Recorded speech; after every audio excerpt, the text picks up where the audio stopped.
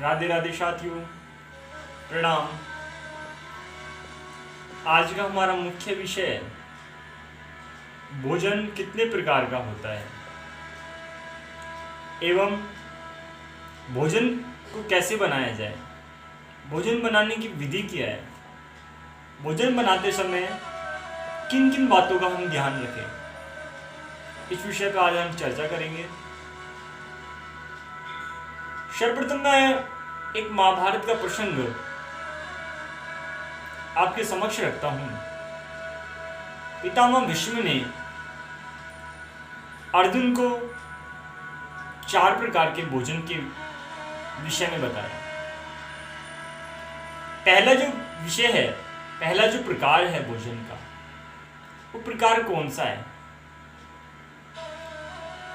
कि जीवन में हमें कभी भी भोजन की थाली को उल्लंघना नहीं चाहिए।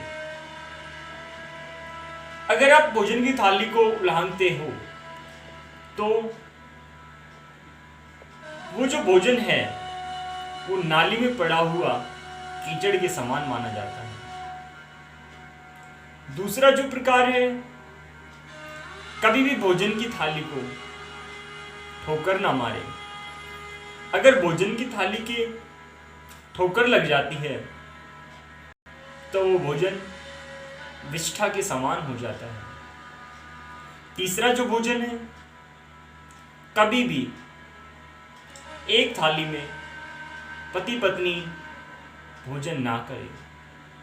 अगर पति पत्नी एक थाली में भोजन करती है तो वो भोजन मदिरा के समान होता है। लेकिन हाँ, पति के भोजन करने के उपरांत अगर पत्नी पति का झूठा भोजन या पति की ही थाली में भोजन करती है तो उस पत्नी को 4 धाम का पुण्य प्राप्त होता है। इसके अलावा चौथा जो प्रकार है, अगर 2 भाई एक थाली में भोजन करते हैं तो इसे अमृत पान की संज्ञा दी गई है। इसके अलावा कुमारी कन्या से अर्थात जिस कन्या का विवाह नहीं हुआ, अगर वो कन्या विवाह से पहले अपने पिता के साथ उस थाली में भोजन करे तो उसके पिता की कभी अकाल मृत्यु नहीं होती, वो अपने पिता की अकाल मृत्यु को हर लेती है। तो पितामह भीष्म ने अर्जुन को ऐसे 4 प्रकार का भोजन बताया। अब बात करूं मैं भोजन बनाने की विधि क्या है, कैसे हम भोजन बनाएं, कितनी स्वच्छता के साथ बनाएं। आज कलयुग में हर तरफ नकारात्मक शक्ति, नकारात्मक विचार, नकारात्मक लोग हर जगह मिलते हैं। ब्रह्मांड में आज नकारात्मक शक्ति अधिक प्रभावी है। आज पूरे इस पृथ्वी लोक पर नकारात्मक विचार दिनों दिन बढ़ते जा रहे हैं। इसके पीछे का कारण क्या? इसके पीछे का मुख्य कारण हमारा भोजन, क्योंकि जैसा हम भोजन खाते हैं वैसे ही हमारे अंदर विचार उत्पन्न होते हैं। अगर आप पवित्र भोजन, पवित्रता के साथ बना हुआ, स्वच्छता के साथ बना हुआ भोजन खाते हैं तो आपके विचार सुविचार होते हैं। आज भोजन में पवित्रता नहीं रही। आज रसोई घर में हम चप्पल पहनकर भोजन बनाने लग गए। कुछ महिलाएं कहती हैं कि महाराज जी, हमारी जो चप्पल है वो रसोई की अलग बनी हुई है। मैं कहता हूं, अगर रसोई की चप्पल बनी हुई तो उनको आप कानों में क्यों नहीं डाल लेते? है तो वो चप्पल ही, नाम तो उसका चप्पल ही है ना। इसके बाद हमारे शास्त्रों में प्रथम रोटी गाय को दी जाती है। हमारे 33 करोड़ देवी देवता में एक देवता सबसे बड़ा देवता, अन्न का देवता। अन्न जो है वो व्यक्ति मरणोपरांत भी लेता है। हम जो पिंड बनाते हैं वो भी आटे का ही बनाया जाता है। ना हम आज गाय को रोटी निकालते हैं, ना आज हम कुत्ते को रोटी देते हैं। गाय की रोटी अगर आप निकालते हैं, प्रथम रोटी गाय के निकालते हैं, आपकी सुख समृद्धि धन घर में बना रहता है। अंतिम रोटी हम कुत्ते को देते हैं तो हमारे जीवन में शत्रुओं से निजात मिलती है। पुराने युग में पुराने लोग, धन कम था, पैसे कम था, सुविधाएं कम थी, लेकिन सुख शांति थी। आज सुख शांति नहीं है, उनकी आज पवित्रता नहीं रही। आज हम खाना स्वयं नहीं बनाते, आज हम खाना नौकरों से बनवाते हैं। जिस विचार से, जिस आत्मीयता से खाना बनेगा, उस खाने में वैसे विचार आएंगे। कभी भी हमें भोजन कभी भी नौकरों से नहीं बनवाना चाहिए। एक महिला अपने पुत्र के लिए, अपने पति के लिए उस ममता से खाना बनाती है तो वो ममता, उसकी वो आत्मीयता, उसके वो विचार उनके लिए निकलते हैं। और आज एक नौकर जो खाना बनाते हैं वो पैसे के लिए बनाते हैं, उनके विचार शुद्ध नहीं है, उनके हाथ शुद्ध नहीं है। रसोई घर में जाने की विधि, रसोई घर में जाने से पहले आप पोछा लगाइए, गंगा जल डालिए, तवे पर रोटी बनाने से पहले पानी के छींटे डालिए, अग्निदेव को नमस्कार करिए, उसके पश्चात भोजन बनाइए। और भोजन बनाते समय कभी भी आप बोले नहीं। भोजन जो है एक भगवान का, ठाकुर जी का भोग है।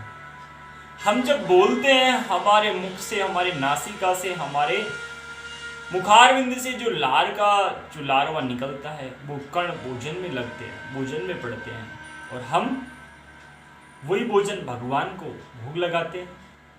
भोग नहीं लगाते तो गाय को देते हैं। गाय को हम क्यों देते हैं? गाय में हम कहते हैं कि 33 करोड़ देवी देवता होते हैं, तो हमने प्रथम रोटी भगवान को अर्पण की, गाय को नहीं, हमने भगवान को अर्पण की। तो आप भगवान को क्या एक अपवित्र भोजन खिलाएंगे? नहीं। इसलिए कदापि भी आपको 4-5 जगह पर कभी भी बोलना नहीं चाहिए। कब नहीं बोलना चाहिए? भोजन बनाते समय, भोजन खाते समय, जब भी भगवान की भक्ति करो, पूजा करो, आराधना करो, हमेशा शांत चित्त होकर और सोच के समय कभी भी अपना मुख खोले नहीं। आज के युग में भोजन करने की विधि हम देखते हैं। आज विवाह समारोह पे पता नहीं कौन भोजन बना रहा है, किस विचार से बना रहा है, किस पवित्रता के साथ बना रहा है। वो भोजन हम खाते हैं, उनके विचार हमारे अंदर आते हैं और हम उन गलत विचारों से गलत आचरण करने लगते हैं, और वो गलत आचरण हमें गलत रास्ते पर लेकर जाते हैं। पहले के समय में लोग जो भोजन होता था उसको अलग रखते थे, बैठकर भोजन किया जाता था। हमसे पूछा जाता था आपको कुछ और चाहिए, हम मना करते थे तो भोजन नहीं मिलता था। आज हम क्या करते हैं? आज हम भोजन रख लेते हैं, मन में उतना खाते हैं, मन में उसको रख देते हैं। अन्न का अपमान होता है, वो हमारे जीवन में परेशानियां नित्य प्रतिदिन बढ़ती जाती है। इसलिए कि हम अन्न का अपमान करते हैं। पहले अलग बैठकर खाना खाते थे, आज हमने पशुओं की संज्ञा ली। पहले 3-4 पशु को एक जगह भोजन कराया जाता था, आज पशु तो घर से निकल गए, पशुओं की जगह किसने ली? गाय की जगह घर में से किसने ली? गाय की जगह आज घरों में कुत्तों ने ले ली। और आज 5 इंसान एक प्लेट में भोजन कर रहे हैं। पहले पशु खड़े होकर भोजन करते थे, आज इंसान खड़े होकर भोजन कर रहे हैं। हमारे विचार शुद्ध कैसे होंगे? कहां से सकारात्मक शक्ति आएगी? हम दोष देते हैं भगवान को, हमारे साथ अन्याय हो रहा है। हम भगवान की आराधना करते हैं, हम पूजा करते हैं, बदले में हमें क्या मिलता है? आप एक कार्य तो अच्छे से कीजिए। हमेशा भोजन बनाएं, भोजन खाएं, बड़ी पवित्रता के साथ खाएं। जैसा हम खाते हैं वैसे ही हमारे विचार उत्पन्न होते हैं। इसलिए पवित्रता के साथ भोजन बनाएं, स्वच्छता के साथ भोजन बनाएं, पवित्रता के साथ खाएं। इससे हमारी मानसिक, आंतरिक, हमारा जो व्यवहार है, हमारा जो आचरण है, हमारी जो ज्ञानेंद्रिया है, हमारी जो कर्मेंद्रिया है, वो सब एक सही दिशा में कार्य करेगी। इसलिए हमें भोजन करना, भोजन बनाना एक पवित्रता, स्वच्छता विधि से बनाना चाहिए। आज हम वर्तमान युग में पता नहीं कितने रेस्टोरेंट होते हैं, होटल होते हैं, वहाँ हम खाना खाने जाते हैं। वहाँ पता नहीं जो खाना बनाने वाला है वो किस विचार से खाना बनाता है, और वहाँ जाकर हम खाना खाते हैं। जिस प्रकार से, जिस ढंग से वो खाना बना है, जिस विचार से बना है, उसके वो विचार हमारे अंदर उत्पन्न आ जाते हैं। हमारी प्रवृत्ति वैसी हो जाती है और हम उसी के अनुरूप कार्य करने लगते हैं, उसी के अनुरूप व्यवहार करने लगते हैं। तो हमेशा सात्विक, शुद्ध व सात्विक भोजन कीजिए। आज की जो जनरेशन है, आज के जो बच्चे हैं, अगर वो जिद करते हैं तो उनको बताइए, उनको संस्कार दीजिए। अगर आप उन्हें सुविधाएं देंगे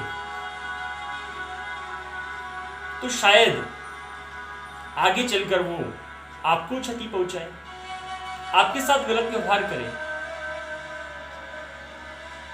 मेरी व्यक्तिगत राय है, संस्कार दिए बिना सुविधाएं देना पतन का कारण है। अगर आप बच्चे को, अगर आप व्यक्ति को संस्कार नहीं दे रहे, सुविधाएं देते हैं, तो ये पतन के कारण है।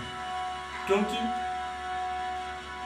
अगर आपने बच्चे को सुविधाएं नहीं दी तो वो थोड़ी देर रोएगा, 2 घंटे रोएगा, 10 घंटे रोएगा, 2 दिन रोएगा, 5 दिन रोएगा।